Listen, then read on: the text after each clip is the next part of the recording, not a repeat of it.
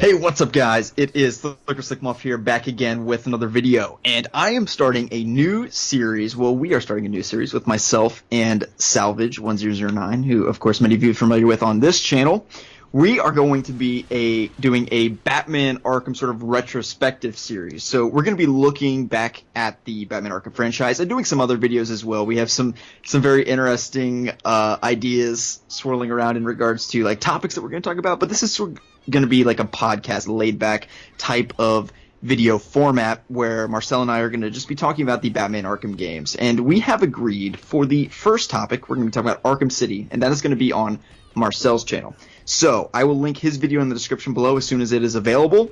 For this one, though, we're going to be talking about the Batman Arkham Knight DLC. And Salvage and I both were very prominently making videos, very actively making videos during this time when the Arkham Knight DLC came out. And I'm sure that you remember it was quite the situation going on there when the Arkham Knight DLC came out, especially because if you remember, I don't know if you remember this, but they launched the Arkham Knight DLC Season Pass for pre-order, and they did not tell you at all what was in it. Do you remember that? Yeah, I completely remember that when they did that. It was completely horrible because the first one that we got was it was a Harley Quinn and Red Hood DLC that we got as like, pre-order bonuses. As pre-order bonuses. I remember. Yeah. Yeah. And then when those came out, those were like 15 minutes long, and we didn't really think much of it. We just thought, they're pre-order bonuses, so just let us play as the Red Hood and Harley Quinn real quick. Batgirl's gonna be way better than this. And like we didn't really know what Batgirl was even about or what was going on. We just knew that we had to save like Jim Gordon, but we didn't know how long it is. We didn't know what was going to be packed in it, and they didn't really tell us any information about any of the DLCs unless like it was like a week before, and they did the Arkham Insider thing where they showed like half of the fucking DLC. Yeah. Do you remember too? So it turns out that the pre-order bonus, like Harley Quinn DLC, was actually the length of like the average DLC. Rocksteady was like, "Oh no, we're actually intending on making every DLC this length. Like, let's just have everyone be 15 minutes, and then like the bonus that you get is Batgirl, and that's like a solid 35 minutes. So you're welcome for that." But do you remember Kotaku released an article? They reviewed the Nightwing DLC, and the guy was talking about how it took him 2 hours to finish it. Do you remember that? I literally remember that. That was the funniest thing ever. I made a video just to roast this fool. I was like, "Are you on drugs? What do you mean it took you 2 hours to play the Nightwing DLC?" I think I remember you saying that if it took him like 2 hours to finish the Nightwing DLC, it probably took him like 5 hours to finish the Batgirl DLC. If not more. If not more. Like it really wasn't that difficult. I ran through it in like 12 minutes. Yeah, but sorry, what were you saying? Yeah, I was just about to say like with the Nightwing DLC, I was really hyped for that one. Like I thought it was going to be the best one. I thought like maybe they'll introduce some type of way for Dick Grayson to come back and maybe even take up the mantle of Batman or have some type of cool storyline with it. But instead it's just him, hanging out in Bloodhaven for like 5 seconds and then going over to Gotham to stop Penguin. Yeah, and that really was the big problem with the Arkham Knight Season Pass, is that it didn't add content. Like, you look at other games with great Season Passes, like Grand Theft Auto or Skyrim, it adds content, like it adds story to the game. And you look at Arkham Knight, and it really just doesn't do that. It doesn't really add much content. It adds, like, a lot of quantity of content. And we can talk about that, like the skins and stuff like that. So, if you remember, they had the Batmobile skins, they had the suits, and then they also had those like challenge maps, which actually were free, so that wasn't really a part of Season Pass. But they had the BVS Batsuit, they had the BVS Batmobile, the Dark Knight Batmobile, 1989. That stuff was cool. I just don't think it was worth $40. I mean, the main problem with the Season Pass as well is that it was overpriced compared to what you would get. I think if it was $20, I mean, you can let me know what you would be willing to pay for it. I think that $20 would be a very fair price for those like super short, inconsequential DLCs and the skins. All together, $20 seems like a fair price. $40 though is just out of the question, unreasonable. Yeah, those challenge maps, those should have been in the game to begin with. They shouldn't have never even been taken out from the base game. They shouldn't even have been like 6 months ahead. And then hey, let's just add all the DLC maps or all the challenge maps that we had. That was kind of just ridiculous. So like the skins too, those were, I think, out of all of it combined, if you kind of wrap all of the DLC combined into one, it's like $20. It's no more than that. It was so disappointing, and it completely took me out of like the Arkham franchise for a minute to look at it and be like, why did they do this? But is that true though? Like, are you saying if you bought everything individually, it would be $20? What do you I think it would actually be a lot more than that. Like, if you were to buy every single part of the season pass, but individually, like if you don't buy the season pass, I think it would equate to over $60. Because think about it, every single pack was like $1.99. So 1989 movie, 2008 movie, classic TV series, like all that was $2, and then you add on top of that the Batgirl DLC was $6 for some reason, and then you just keep adding on top of that, and then the Season of Infamy was like maybe 10 or 15, I can't remember exactly. Yeah. And by the time you get to the end of it, the season pass, people like said at the time, like, hey, it's actually a good value. Like if you look at it and you add all of the season pass up, it's like over $60, and they only charge you $40, so it's a good deal. But that doesn't mean that the content within that package is good. Right. Yeah. Absolutely. Compared to the base game and compared to what they should have given us, it was totally not worth $40. And the fact that if someone had to buy it individually, it would cost $20 more for this content, that really isn't that good at all when it comes to what we should be getting from DLC. It really is a really good scam from Rocksteady. I'm sorry, scam steady. I remember when I made that video, and I think a lot of people agree when I titled it that. I don't know why I had the license to, or what made me think to call them that.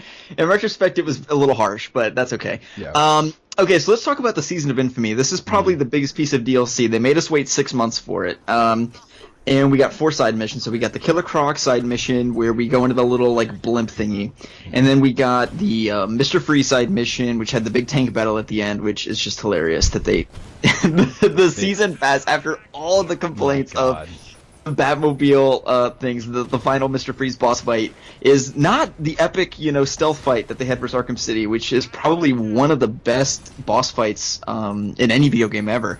And then you just like go, no, we're doing a tank fight. Okay, anyway. And then Mad Hatter, which had like a very Arkham City-esque kind of side mission to it. The only difference is you didn't have to pay for it in Arkham City. And then Ra's al Ghul, which is spelt Ra's al Ghul here on because they're fucking dummy. Oh my god. Okay. So, which is your favorite of those? Do you remember? Out of the Season of Infamy villains? Yeah. I would. Oh man, I would think I would have to go with rather Ra's al Ghul, or even Killer Croc, or Mr. Freeze. Like I didn't even like the Mad Hatter one. It was a cool concept, and I liked how they kind of did that little Easter egg with the Arkham Asylum, Arkham City, and Arkham Knight type of scrapbook that they had. That was cool. Yeah, that was really fun when he just threw you in there and you had to fight those guys from the different games and stuff. It was actually really cool. But for like Mr. Freeze, I felt way more connected to that one because we already had a game where, of course, we fought Mr. Freeze and then we sort of became his ally and then we had to save his wife, and I already had that connection with Mr. Freeze and stuff. And when that game ended and you knew that Nora was dying and Mr. Freeze was just going off with his last ride, I think that was like the most emotional. And Killer Croc wasn't even really a bad guy. He just wanted revenge for being experimented on by the Warden and stuff. So, I mean, out of all of the DLCs, all of them were really solid. And I think out of all of the story packs, the Season of Infamy is totally worth what you pay for it. Mm-hmm. Yeah, and the Ra's al Ghul one was really good too, because they introduced like Nissa and everything like that, Nissa al Ghul, and then they had you like go into the hospital and he's down there. I thought that was very well made as well. I mean, the Mad Hatter one was kind of gimmicky, but I feel like that was just Rocksteady's way of doing like a send-off to the Arkham games. It was probably like the last thing that they did. I mean, I don't know. I'm just theorizing, but that's kind of what it seemed like, Yeah. And it just seemed kind of like a gimmick. Whereas the other ones, like the Mr. Freeze was like a real wrap-up of the arc that was in Arkham City, and that was probably, and we'll talk about this in the Arkham City videos that we're going to be making, but, they really set up the Nora, like, Mr. Freeze, what are we going to do? And they had a little side mission, but at first, of course, Mr. Freeze was a part of the main story, and he sort of, like, was pushed to the wayside in the whole story with Nora and everything like that. And it was really great to see that, they actually did complete that arc, and I thought that it was very well made in that regard, and quite emotional as well. And also, Arkham City snowing after defeating that was really cool too. Oh, the when the thing like exploded and just ice and snow came over. Yeah, that was awesome. Yeah, the science of that makes absolutely no sense, but it's fine though. Didn't that like crash your game, or wasn't that like a problem for you? Like you couldn't get out of that version of the game with snow, and it just kept snowing? Yes. Yeah, there was no way to turn it off, and even still, both of my versions of Arkham Knight, like, they're snowing, and sometimes I like it to just be raining. But there's no way to like turn it off, and I'm sure everybody was asking like, "Hey, can we get rain?" And that didn't happen. Yeah, because the rain's just really weird or the snow's just really weird when it's supposed to be Halloween. Yeah, and also it creates frame rate lag too, Mm-hmm. from what I've seen. But not too bad. Like it's not horrible. Yeah, it's still playable. Yeah. So Catwoman's Revenge was terrible. Remember that? Yeah, that one I don't really remember much about it. I think the best part was the ending with, of course, Riddler, Catwoman, and Aaron Cash's like exchanges with each other, with Riddler on the phone, like trying to get Catwoman to stop. Oh yeah. Cash in the background, trying to keep an eye on him, and he doesn't really know what Riddler's doing. And then like Catwoman steals all of his money. I think that was a cool little moment because of what happened during the main story of Arkham Knight when Riddler kidnapped Catwoman. I think it was a good revenge, and it made sense for what she was doing. But the rest of the deal, I mean, it was only 15 minutes long. It was just another challenge map after another. Yeah, and in the case of Catwoman's Revenge, actually all of the like really crappy 15-minute DLCs, the things that they did do right was the map environments. Like I remember really thinking that toy store or whatever was super cool, and then Harvey Dent, I think we were at like some government building, Gotham government building. I think it was at a museum. Was it? Okay, yeah, but that was still really cool. That was like a great sort of like environment that they created as well. Yeah. There just wasn't really enough like story to add to it. And then I think probably the last really thing we'll talk about, I mean, we don't really want to talk about the skins. There's not really much to talk about there. I mean, they're just reskins of all the other ones from the other games. Yeah. What did you think of the Batgirl DLC? The Batgirl DLC was probably the only one with a little bit of depth in it, because it is the longest one, and it actually has backstory to it and like collectibles with it. So I think out of all of them, that one definitely had the most content. And if I had to play it again, I would. But the reason why it was like that is it wasn't made by Rocksteady. It was made by WB Montreal. Right. They had all the time in the world to create what they wanted and then work on whatever was next for them. And they probably finished the DLC maybe sometime around 2014 when the game was actually finished, but they had to delay it because of the PC issues. But when the Batgirl DLC came out, I was pissed because they put Tim Drake as Robin and not Jason Todd. For no reason. Jason Todd or Dick Grayson? You wanted Jason Todd? Yeah, I wanted Jason Todd, and then because it took place before Arkham Asylum and before Barbara was ever paralyzed, so it kind of made sense that Jason Todd would have been the Robin that long ago, not Tim Drake. Because Tim Drake kind of came around during Arkham City, and he was only Robin for like 6 months during Arkham City, so it doesn't really make sense that, you know, he was Robin before Barbara was paralyzed, so he couldn't have been Robin before Arkham Asylum. It really just doesn't make sense. It should have been I remember Jason you Todd. making videos on that. I just didn't remember like the actual logic of how that doesn't make any sense. Jason, it would be either Jason or Dick that would be Nightwing, but yeah, probably Jason in the arc. Yeah, the good thing about that, if it was Jason, there's so much interaction between Jason Todd and Barbara Gordon in the original game that shows how much they care about each other, that they could have made such a good prequel to Batman Arkham Knight's story mode when Arkham Knight, of course, takes Barbara Gordon. Like, they could have easily made Jason Todd and Barbara Gordon's relationship 10 times better, and then in the base game, you would have seen their relationship through the tapes and whatnot grow a little bit more when she finds out that he's alive. Mm-hmm. Definitely.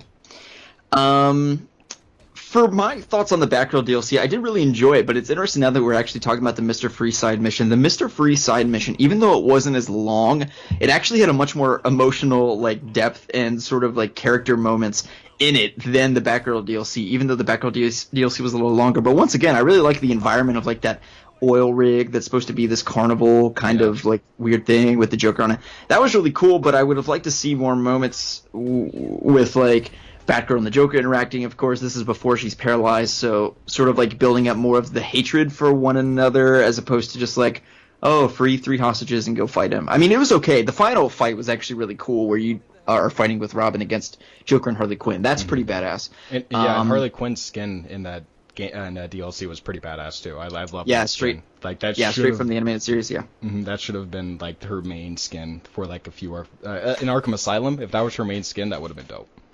Yes, it should have been. Now, Arkham City, I will say that the suit that she had in that was actually much more fitting to the theme of that game, because, you know, she's like, especially in the DLC after the Joker dies, you know, she has like the mascara all like down her face, and she just looks like a wreck, you know. Yeah.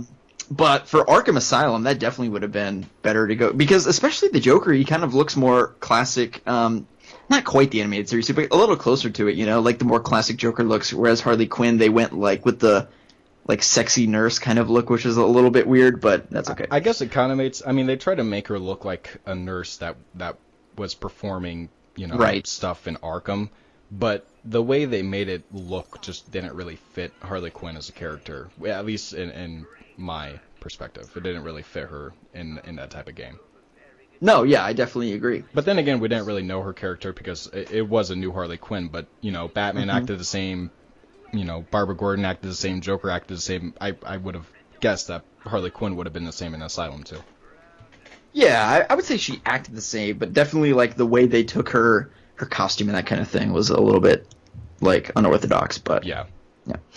Okay, so that is pretty much all of the Batman Arkham Knight DLC. In summary, I think our review is that there's some good moments in there, but overall it was probably a little bit of a disappointment, would be fair to say. If it wasn't as much as it was in terms of cost, I think it would have been a lot better. But that pretty much recounts our thoughts on the Batman Arkham Knight Season Pass. Thank you all so much for watching the video. If you enjoyed this, give this a thumbs up. Salvage and I are planning to do a lot more videos looking at the Batman Arkham series retrospectively, so be sure to be on the lookout for those. And also check out his channel. He's going to have videos, so half of them are going to be on my channel, half of them on his.